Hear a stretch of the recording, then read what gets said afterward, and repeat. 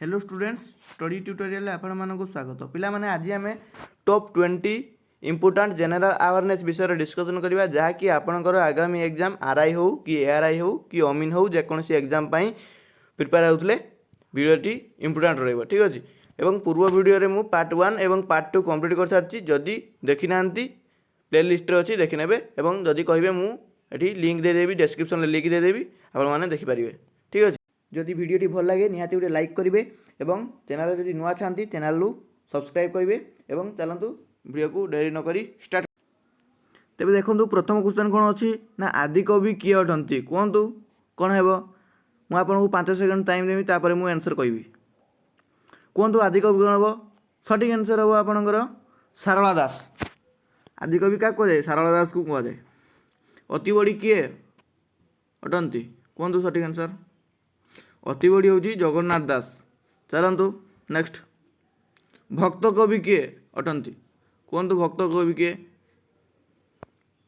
मधुसूदन राव ठीक अच्छे मधुसूदन राव हूँ भक्त कवि अटंती व्यास कवि किए अटंती कहतु सठिक आंसर कौन हम व्यास कवि हूँ सठिक आंसर फकीरमोहन सेनापति फकीरमोहन सेनापति हूँ व्यास कवि अटंती नेक्स्ट बाणीकंठ किए अटंती बाणीकंठ मोस्ट इंपोर्टेंट क्वेश्चन कहतु सठिक आंसर निमाई चरण हरिचंदन सठिक आंसर निमाई चरण हरिचंदन नेक्स्ट जीवा विदग्ध कवि किए अटंती कहतु सठिक आंसर कौन हम सठिक आंसर हम अभिमन्यु सामंत सिंहार चलतु नेक्स्ट क्वेश्चन जीवा कविवर किए अटंती आप समस्त जानते कविवर कहतु सठिक आंसर राधानाथ राय चलतु नेक्स्ट क्वेश्चन जीवा कवि सूर्य किए अटंती कहतु सठिक आंसर कवि सूर्य मोस्ट इंपोर्टेंट क्वेश्चन कहतु सठिक आंसर हम बलदेव रथ चलतु नेक्स्ट कांत कवि किए अटंती कांत कवि क्या बोली कह जाए कहतु सठिक आंसर हम लक्ष्मीकांत महापात्र चलतु नेक्स्ट कविचंद्र किए अटंती कविचंद्र किए कहतु सठिक आंसर कौन हम सठिक आंसर हम कालीचरण पट्टनायक चलतु नेक्स्ट क्वेश्चन जीवा जातीय कवि किए अटंती मोस्ट इंपोर्टेंट क्वेश्चन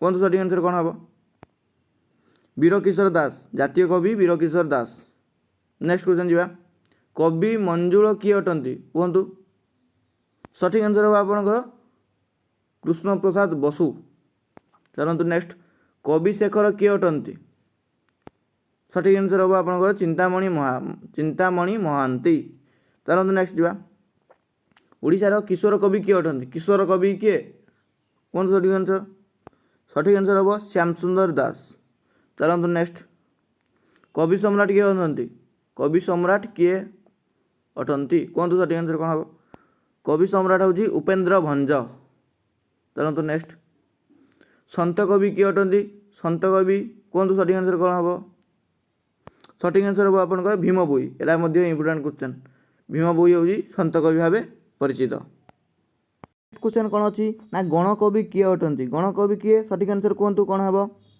गणकवि हम सठिक आंसर हम आपणकर वैष्णव पाणी ठीक अच्छे चलतु नेक्स्ट प्रकृत कवि किए अटंती कहतु प्रकृत कवि हूँ गंगाधर मेहर सठिक आंसर गंगाधर मेहर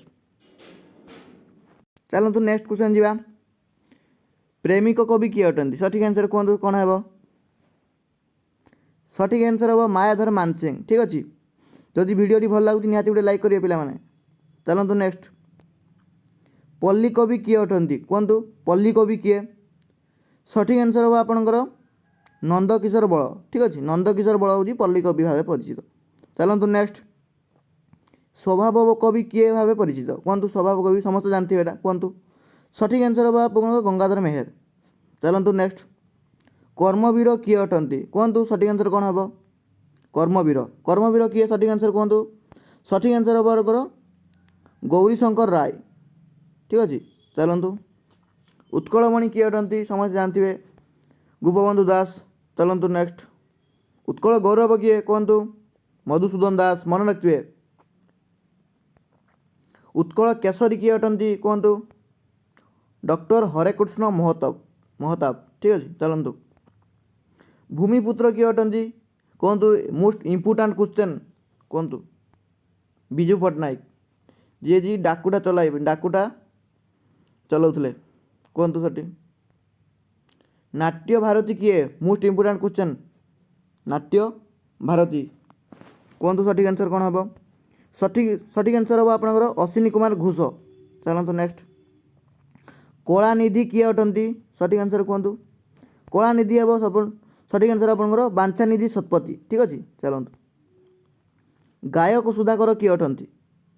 ଗାୟକ ସୁଧାକର ବାଳକୃଷ୍ଣ ଦାସ। ଠିକ୍ ଅଛି ଚାଲନ୍ତୁ ନେକ୍ସଟ କ୍ୱେଶ୍ଚନ୍ ଯିବା।